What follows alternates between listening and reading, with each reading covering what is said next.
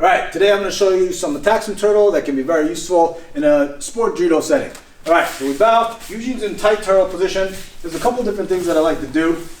First and foremost, I like to create movement and limb separation and limb isolation, right?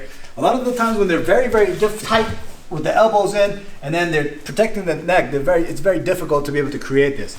So what I want to do is I want to go across the body and grab a lapel, right? Cross-side lapel, if you sit up really quickly, right? Cross-side lapel, this one's relatively easy to get.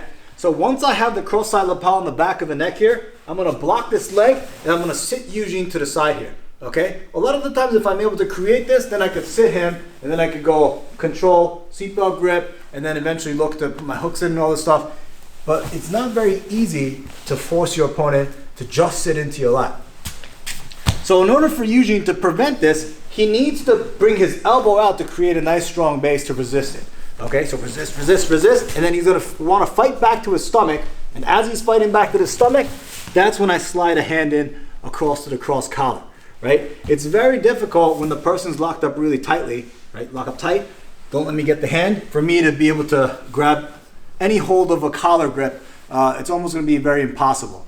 But this low grip across the belly, that's going to be a lot easier to get, right? So once I have this, I want to keep the collar very tight, grab the back of the collar, and sit my opponent down to the side of his hip. Okay, if he gives me this, then it's great. Because then look, I could go over under, right? I could go wrist, throw this leg, attack a neck, he fights for this hand control, and then I could bring this other leg through, and now sort of I'm in this attack in the back situation. Is very, very common, right? But most people are not going to want to give me this. So when he's down in this position, I grab the belt, I try to sit him through, he bases out with his elbow.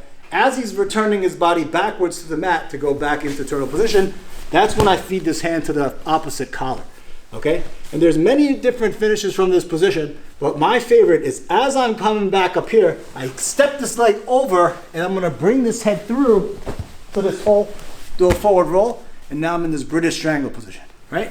I bring the leg over the shoulder, I connect, I hug, and then I finish the strangle. All right, so that's just one option, and thank you very much.